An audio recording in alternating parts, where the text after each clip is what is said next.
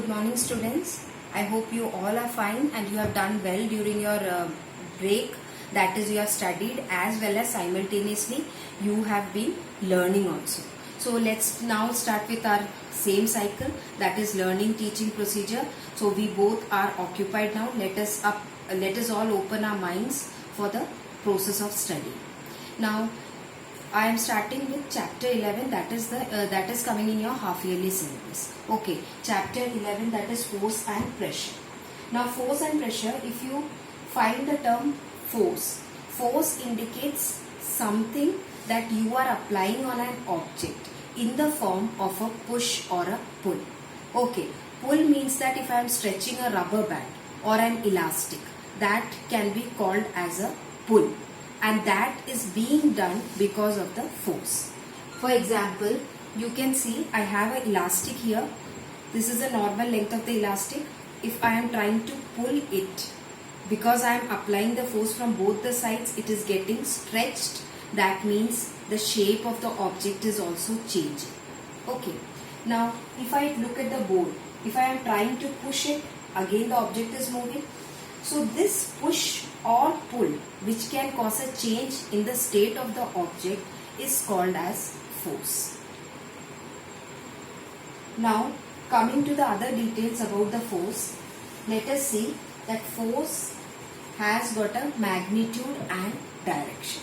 Magnitude and direction means that if I have got two objects A and B, suppose I have got a box that is A and another box that is B. Okay. Now if I am telling that I am applying a force of 20 Newton. Newton is the unit of force. Newton. Okay. It is denoted by capital N. So if I am applying a force of 20 Newton on object A and 30 Newton on object B, naturally looking at the numerical value, you will be telling me that more force is being applied on B. Okay. Okay, fine, since the numerical value is more. But another condition is that we have to denote the direction of the force also. If the force is being applied in the right direction, it will be indicated by an arrow on the top of the numerical value. So this will tell me that 20 Newton force is being applied on the object A in the right direction. 30 Newton force, if I am indicating like this, obviously this is again showing me that on object B 30 Newton force is being applied and the object is moving towards the right side. So naturally the force applied is more here.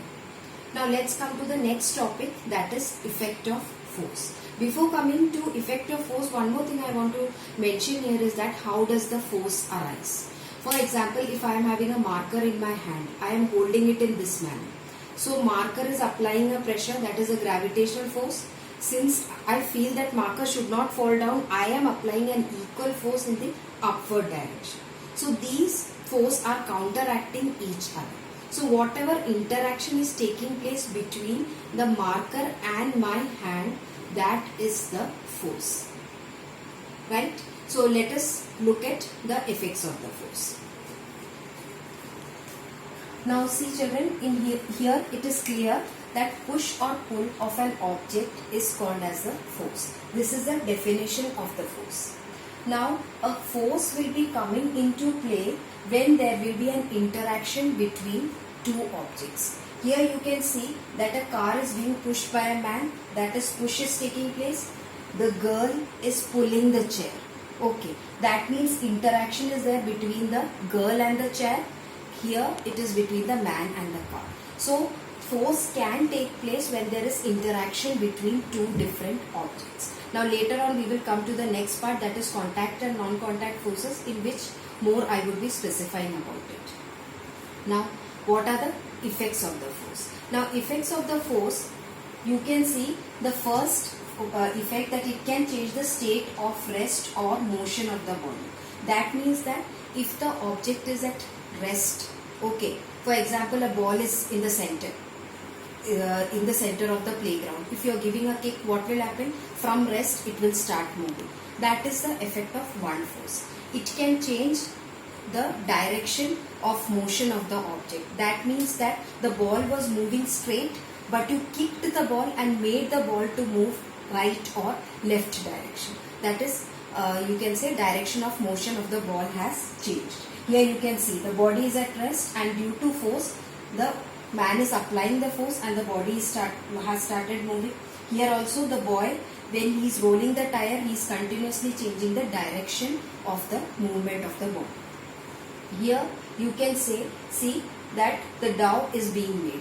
Whenever the dough is being made, if you have never observed, kindly go to your kitchen today itself and observe how your mummy makes chapatis. First she will take a roll, that is a ball she will be taking, and then on the roller pin she will be making it flat to put it on the tawa, isn't it? So in that manner, what is happening? She is changing the shape of that round ball into a flat one.